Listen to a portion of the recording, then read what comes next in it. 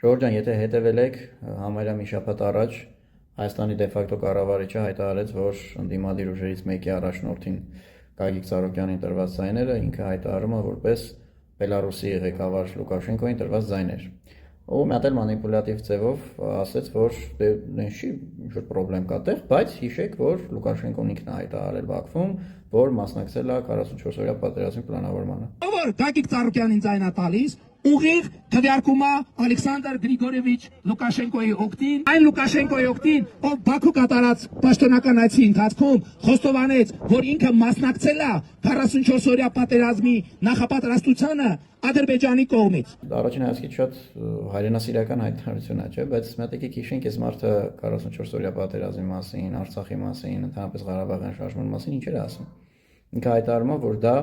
օտար ուժերի կողմից, ավելի կոնկրետ Ռուսաստանի կողմից մեր վզին գցած վսկապ է եղել, իր բառով ասած պավադոգ, որ Ղարաբաղը հանձնելով մենք ձեռք ենք բերել Հայաստանը, որ Ղարաբաղի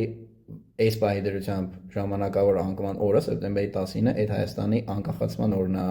որ Ղարաբաղի շարժումը վերարծարծել փորձողները ճուտ լինի ազգի թշնամի են, ժողովրդի թշնամի են, իր հետ գործ կունենան։ Հիմա հարց է առաջանում, եթե այդքան տենց լավ բաներ Արցախի անկումը, ինչ խնդիր կա այդ Լուկաշենկոյի հետ, որ նա էլ հայտարարել է, որ մասնակցել է 44-օրյա պատերազմի պլանավորմանը, ստացվում է քեզ օգնել, չէ՞։ Եթե դու համարում ես, որ դրանով Ղարաբաղը տալով Հայաստանն ենք անկախացրել, դա մեզ պետք չէր, եւ ուրեմն ստացվում է Լուկաշենկոն մեզ օգնել է այդ քո պլանի հարցում։ Իրականությունը ստեղ ուրիշ է, Ժողովուրդ ջան, իրականությունն է նա, որ իրանք գիտեն, որ սուտ են ասում։ Ավելին իրանք էլ գիտեն, որ նույնիսկ իրենց հետևորդների շրջանում այդ բոլոր մարդկանց հոգուխորքում ազգային թեման շատ ուժեղ է, որ այդ մարդիկ հոգուխորքում բոլորը մերպես հայ մարդիկ են